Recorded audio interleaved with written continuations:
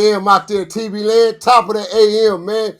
What it do, man? Hey, listen, man. I got a special guest in the house tonight. I mean, this morning, rather, man. You know what I mean? He's a 3 hour difference, 3 hour time zone difference away. But however, nevertheless, man, we flying on over there on the East Coast right now, man. We finna jump up in this Team Cappuccino jet, man, and that Spliff DTV jet, man. And y'all know how we do it, man, over here at HTX Current News, man, and Watch Satellite News, man. Sponsored by Spliff DTV and R.O.E 2023, man. We finna fly on over here to the East Coast, man, and holler at someone real important, man. Significance importance, man, to the YGs of this youth generation. This generation, man. A youngster that I had the pleasure of meeting over 15 years, probably 20 years ago, to be exact, not knowing the exact time, but he explained all that once I bring him in.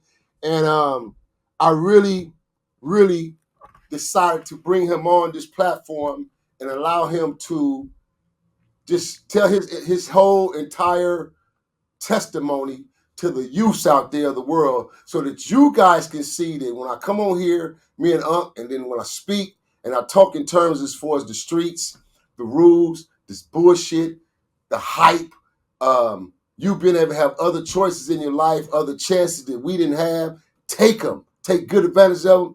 He's a primary reasoning and the primary aspect of why you shouldn't take these routes. So I had to bring him on for him to share this story with you guys and give a lot of my other youngsters out there, man, my YGs who follow me, who subscribe to me, man, who support me heavily. I got a lot of y'all coming up to me in the streets, man, you know, YGs, youngsters, telling me, AOG, big homie, man, we loving your content. We love your work, man. Keep it up, man. Keep giving us that brain food. So, man, with no further ado, man, I'm going to bring him in, man. But before we get started, you already know, man, tap in, buzz in, man. You've been struck by lightning bolt, man. R.O.E 2023, man. Spliff DTV. We're in the building, man. It's Friday, man. It's going up, man. What it do, YG? You got the platform. What I need you to do right now is give a formal introduction of yourself to TV Land and to Spliff DTV as well, man. What it do? All right, so what's going on? My name is Stino. As y'all can see, it say Tough Stino on there. I have a company called Tough. We are Tough. Tough stands for to understand families first. I made that whole situation the tough situation because a lot of the friends that I grew up with didn't have family. So sometimes family is what you make your family. You know what I'm saying? The people that you put around you. So that's what that stands for. And a lot of people see it and be like, oh, you think he tough? Now it stands for to understand family first. OG Cappuccino, I just want to tell you personally, which we already spoke behind the scenes, but you changed the course of my life. At a time, Stilo, so before you go into that, let's take them back then with the formal introduction as to when you met me. So I need you to go past to present. Okay. So in the mix of that, first question I want to ask you before you start: how old are you now? 36. 36 years old. Are you a father of children? Yes. Yeah, I got a daughter and a son. Daughter and a son. When I talked to you early this morning on the phone, and I woke you up, and I heard the babies in the background, and you was like, yo, G, I know you hear the kids in the background, big homie, da-da-da. What I tell you, son? I say that's what you're supposed to be doing. That's grown That's man. That's what a real man is. Yep. That's grown man shit right there. Take care of them babies, man. Take care of them babies. So look, I'm going to give you the floor. I'm going to pop in and out and may have a question or two in between the mix of that. I'm sure Unc may pop in and have a question or two, man. And we're going to jump right into this dialogue, man, so that you can tell this actual message to the kids out there in the youths, man, because this is what it's about. It's about a message today, man. It's strictly about a message from an individual who learned from a real OG as myself, man, to show my other youngsters out there, man, what I do and what I speak on is truth, it's facts, bro. It's pertinent, and I know that if I could save 1 or 2 lives, I could save many others, man. You feel me? And that's my whole mission. That's my triumph, is to give my young YGs the truth, bro. To not glorify this shit, that where we come from, man, it's not to be glorified. You know, that it's death and prison behind this shit. It's consequences. So you got the flow, Stilo. Let's go, man. Talk to me. All right, so it started off for me when I was 14. I got shot when I was 14 in Queens. Around that time it started getting really difficult as far as the neighborhood was concerned, moving around and stuff like that.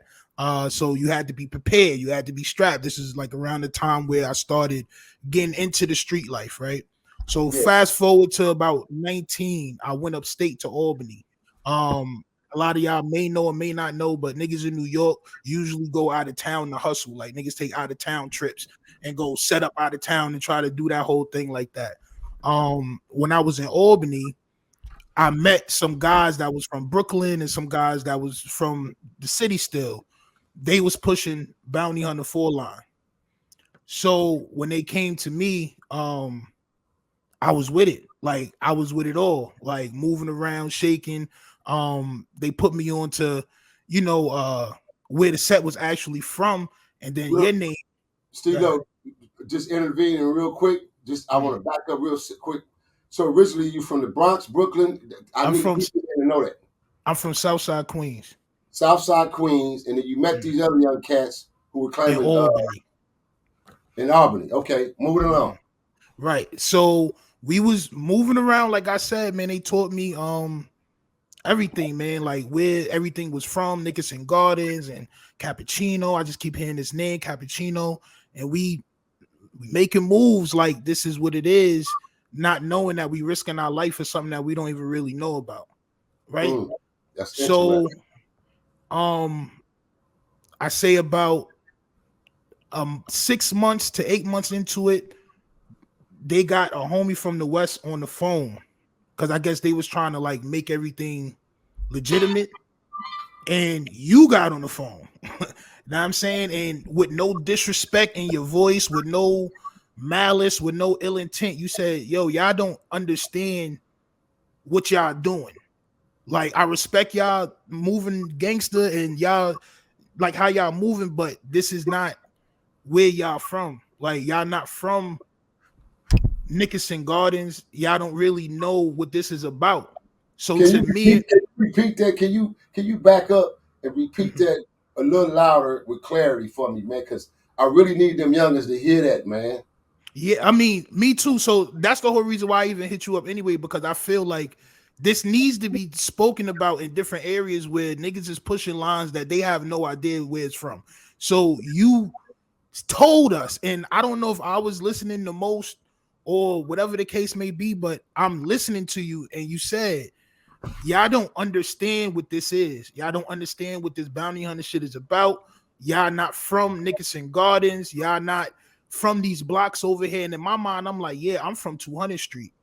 I'm from a place where it was a lot of niggas on my block. You know what I'm saying? So like it made sense to me. Like, well, how would I feel if somebody was doing something unsanctioned and in like on behalf of my block that I grew up on and that I put work in for? You know what I mean? So that in turn made me stop. Like after a while, like I was still around because I was the money man. Like I was the hustler. Like that's what I was out there for. So like niggas still wanted me around, but after a while, I had caught a case. I did a couple of months in county. After a while, I just like told niggas like, yo, I'm about to just do this business thing, man. I'm about to just do my music and do my clothing and do that shit because I can't be behind something that the top guys or the OG is telling us like, bro, this is not y'all. Like this is not where y'all from. And no So disrespect to all the Harlem 30s that I know, to all the 60s that I know in Queens, to all the other sets that I know that's West Coast sets, and no disrespect to y'all. But to me, that shit meant everything to me. And I lost hunters. I lost 3 hunters within that next 2 years. I lost 3 hunters. why? You know what I'm saying? Because you rebelled to move toward the truth and study the bullshit and get yourself caught up. They passed away. Oh, okay. So you mean lost as far as the street? Oh, you mean you experienced three bounty hunters that was claiming hunters out there deaths. That passed away. Yeah, correct. So was that an eye working for you? Did that kind of wake you up as well, or what?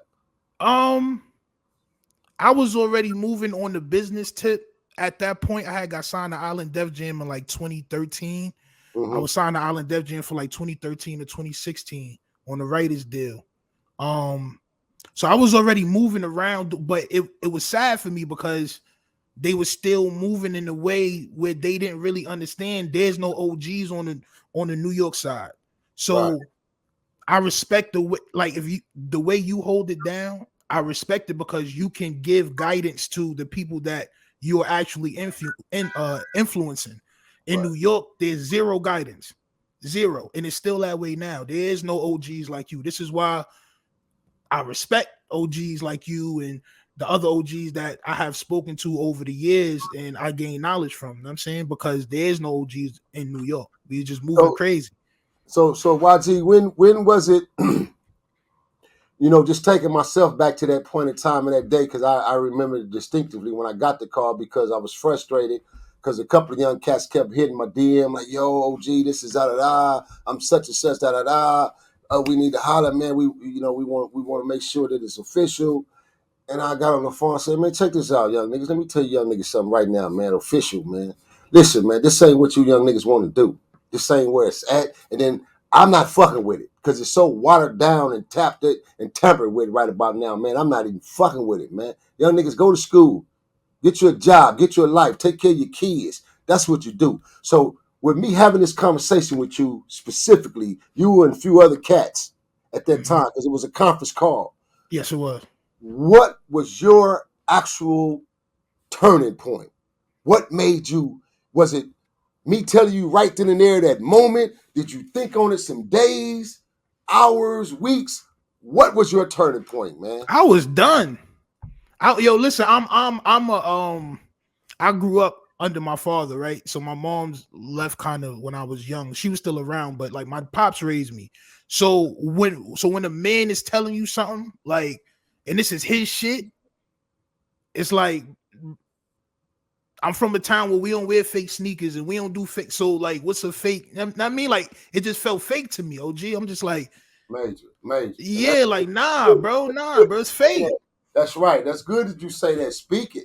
Speak it, because Yeah, it's fake. cats need to hear that, man. You know what I mean? I say this on my own platform, like, yo, y'all banging blocks that y'all don't know about. And some people be like, oh, well, I went over there, I went to the Mecca and I went to this and I did that. And it's just like, all right, cool, but you still not from there. You don't got no cousins from there, you ain't got no family from there, you ain't live out there, live on them blocks. Our blocks and y'all blocks is totally different. They just told like the way they're orchestrated is totally different. The way Totally. they move is totally different. And one of those reasons is because y'all got OGs over there. So things are a little bit, as far as I'm concerned, being a New York nigga, the things on the West is a little bit more like sanctioned, like it's a little bit more organized, even though it's niggas still stepping out of line. It's a little bit more organized. New York is zero organization. That's why a nigga could just say I'm bounty hunter 4 line, and I mean it was Pyrus out there, all like just all types of shit. It just nobody from Cali was out there. Like, what is going on? Right. I mean, So, okay, now when you had that epiphany or that turning point, to like, okay, you know what, yo, I'm not gonna do this banging thing. I'm gonna just stay solid on my business and just grow in that aspect of handling my business. mm, You say you ended up doing some time. You went to jail after that, or what? yeah, I had caught a drug case. I did a Okay, couple of months before I got bailed out. I ended up doing 5 years probation. But okay, during that time, I got totally into my music heavy, like just music heavy. I went to the Institute of Audio Research. I got certified to be an audio engineer. And I just got really heavy with just doing music and you know that side of everything opposed to the side that I was on, which was just totally just destruction. oh, Like good just shit. Good shit. yeah. That's good shit right there, YG. That's good shit.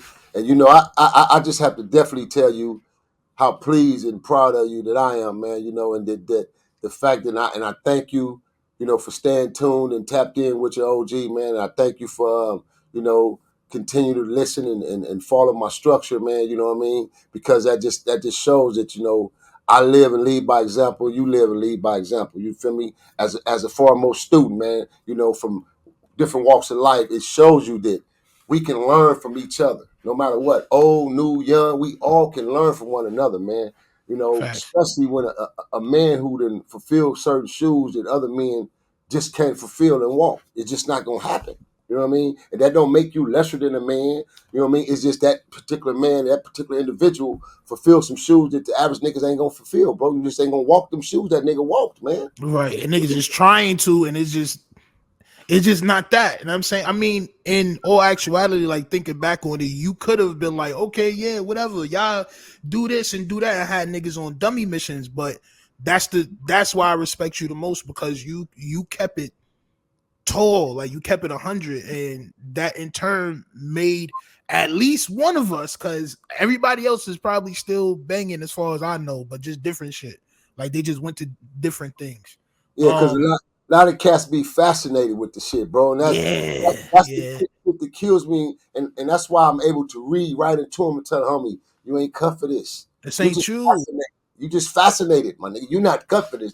This ain't embedded in your blood. Like, okay, I'm with it. It's like, bro, majority best of us on this West, homie, when it come to this gang culture shit, bro, we were born into it. Either you were forced into it by birth, and what I mean by forced into it by birth, your parents put it on you. From the time you were born, from if you go look at all the baby pictures of certain homies and certain homegirls when we were growing up, you look at from baby time, the mother and father depict the gang theory in their minds already. The colors, we were dressed in the colors. The flag was put in our Mm-hmm. pocket when taking pictures. The signs was being thrown up with our parents, so we looking and peeping. Because my son followed my shits just years back, just thinking back 15, 20 years ago in the industry, me throwing up the horns, for 2 Trill West, and then I might throw up the B. My son, Lil Nino, was watching this shit, and my daughter. And I wasn't really consciously being aware of it until now. I think back, and then going through my archive files and things and looking at videos on top of videos, I say, this little ninja was following me and watching me all the time. Because I'm looking at our interviews together, and my son right by me, side by side, and he mimicking me. You feel me? And watching me. So I say that to say that for us on the West, our culture is embedded in most of these kids. They born into this shit. Right, They hear it daily. It's like when they come outside, they hear it. They see the cuz, the blood, the block, this and that, yada, yada, yada. So they hear this shit. right. As opposed to other coasts, they didn't even have these problems at first, bro. Nah, we didn't know nothing about no gangs until the 90s, bro. And then it was just niggas slashing each other. Like that's really all we knew. Like, oh, it's a bloods out here now and they slashing niggas. Like that's really all we knew. And back to your point about your son, I just want to make a couple of points though. Um, it's not just him though, right? It's Right. a lot of niggas. It's Like it's that. it's it's niggas, bro.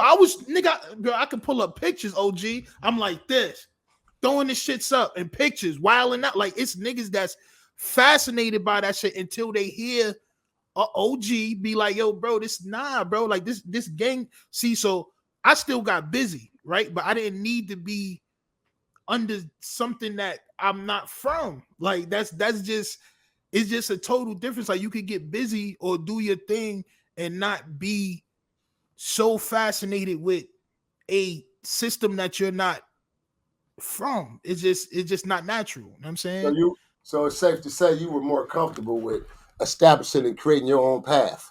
Oh yes, correct. Being the fact I'm from Queens, I'm from 200 block. Then if I'm gonna rep anything, I'm just gonna rep 200 block, and I'm about my business, Queen style. That's it. I'm gonna just make my own. I'm gonna just make my own company. I'm gonna make my own. Like, see, so the one good thing, and it's a lot of unlike, um, what you call him, Charlie. Uh, unlike him, I have a respect for the gang culture because of the structure. I understand that one of the things that may be the most scariest to the uh the man is cohesiveness in black people. And that's what I get from the gangs. Whether or not niggas is beefing with each other, people gonna beef with each other, whether it's Chinese, Indian, whatever. But gangs is really the only cohesive things that we got. So that's why I'm like, as long as it's OGs, I'm cool with I never said nothing bad about no gangs. It's just if you're not from there, it's just not for you. That's just what I stand on. You know what I mean? Man. And like, listen, man, you're tapped in, you tuned in right now, man. The R.O.E 2023, man. Split DTV, man. I'm your host, Bunny Hunter BJ, man. CEO Nino Cappucino. the brand, man. You already know what to do, man. Go tell a friend and tell a friend and tell a friend. Before we get ready to buzz up out of here right quick, man. Hey, is there anything you want to tune in and tap in right quick and ask the YG, man? I know Yeah, I you over got there listening. I got a couple of questions I want to ask the homie. All right, so I was listening to you saying that you was in the music industry. Far as you had a writer's deal with Def Jam, and I'm assuming you was an artist also, correct? Not under Def Jam, nah. I was told I was just exclusively writing and trying to get placements. Okay, so I got a question, man. So you dab before us in the street life, but you also was in the music industry. How you feel Right. about the rappers and the rappers right now from this generation that are also doing the same thing? They claim the streets, but they also having motion in the music industry. Good question. But when shit get real, they falling victim to the streets. Mm. Mm. Good question. Great question. Now, 2 points. see, Matter of so fact, 2 and 1. yeah, fact. I'm a firm believer that if you get the bread, you got to stay out the way. That's just one thing. Like you get the bread, you stay out the way. There's no reason to be 1 foot in and 1 foot out. And the homies will understand. I mean, it's not like you leaving the homies behind. You're gonna provide jobs for the homies. I'm saying somebody got to put the logos on the shirts. Somebody got to hold the camera. Somebody got to engineer this music. Somebody got to be a tour manager. You feel me? Um, falling victim to the streets. I believe it it goes to the same narrative. Like, I mean, you got to stay out the way, and that's just like, I'm not from a place where you can have money and still go back. Lamar Odom got robbed in Lincoln Park, and that nigga from Southside. Like, Yeah. like you can't like it's just not like that. And I mean, Why like do you once you think get that? Why do you think that is? Not intervening. Why do you think that is that Lamar Odom got robbed from the very place that he once b-balled at and ran around as a kid? Now that's all of a sudden easy. he became a victim. Why do you think that is, homie? Because there's no OGs. Like, so before when Preem was out, and like around that era, uh, you know, you had to go through certain avenues to get somebody touch or to touch somebody. Like you had to get an okay, you had to get a green light. Like now there's no none of that. Like It was it there's was none once of that. protocol, so it was once protocol then coming It from was that once side. protocol and Especially there's no when protocol. you speak on Preem, because Preem is a very structured individual. That's the homie. That's a fact. That's a So and around that time, you couldn't really do nothing without asking or get or going through the right people to do that. So it was no little niggas really putting in work like that. Because you had to ask the OG. Like the OG had to put that word out. And now there's no OGs. So niggas is just taking it amongst themselves like, oh, this man got money. I'm hungry. There's nobody structuring me, telling me how to really get bread the good way or another way. They saw a plate. He played in the NBA. It's a plate.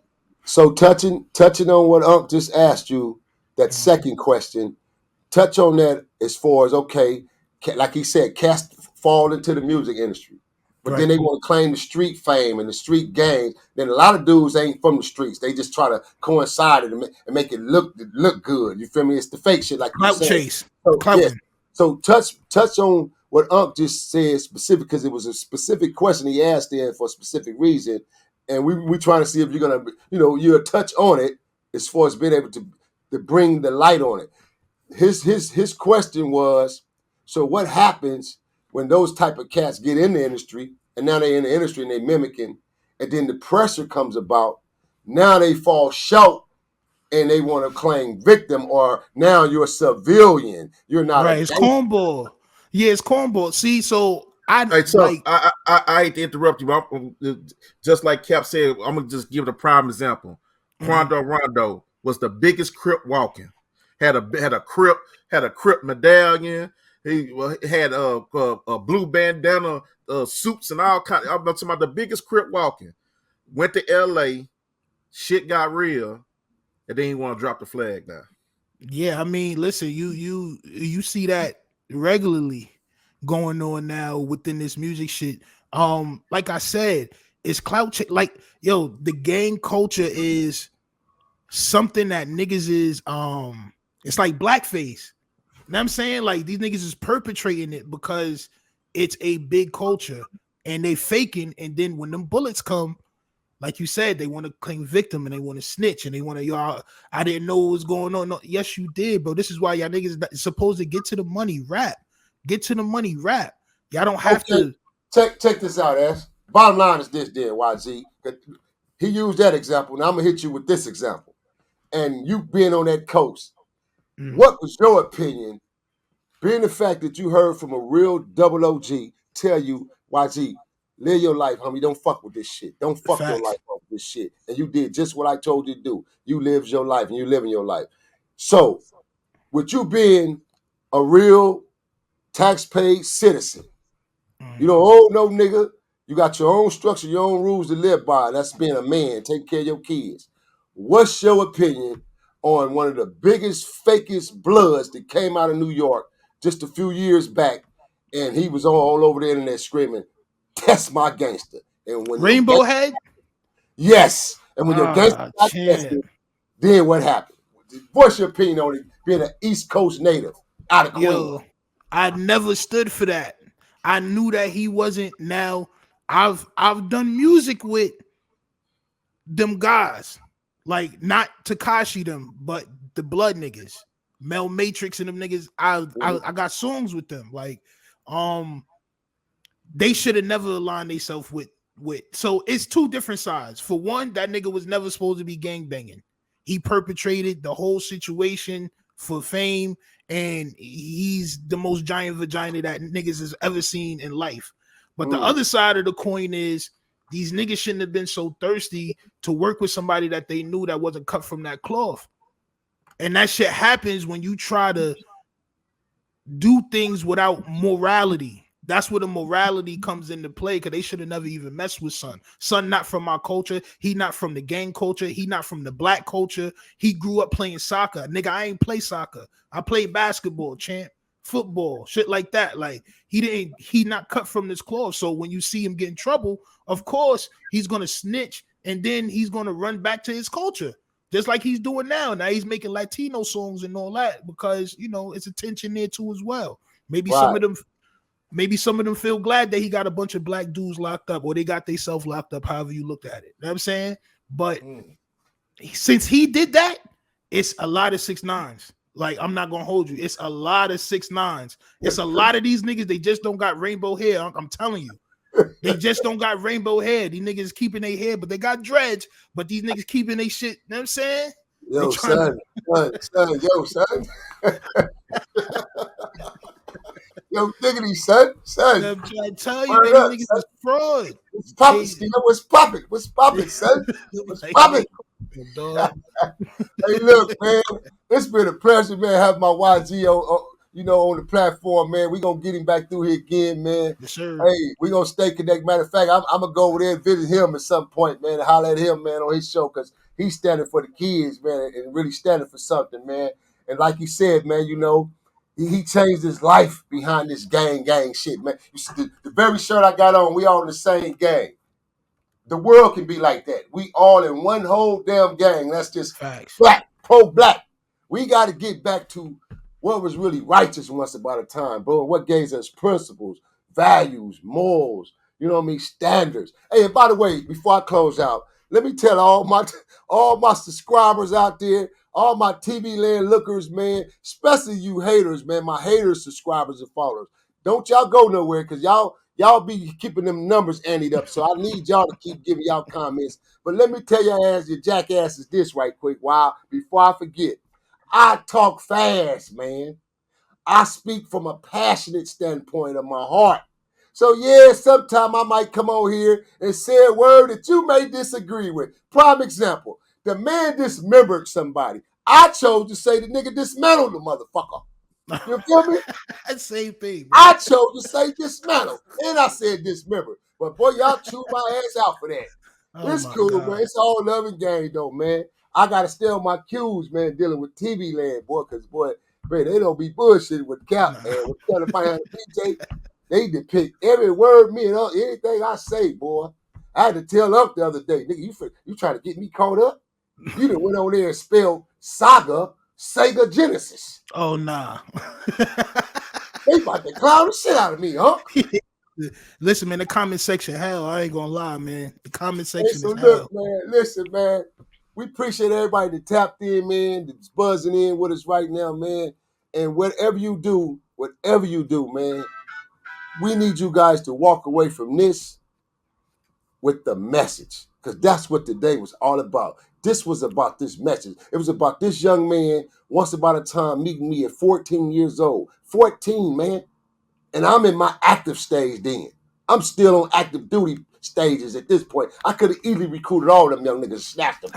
That's a fact. Yo, listen, all you had to do was say, yo, all right, cool. And it was 20 niggas active in New York that was just ready at that time. You feel me? So I I tip my hat off. I honor this young cat, man, for doing what he did and making the decision that he did, man.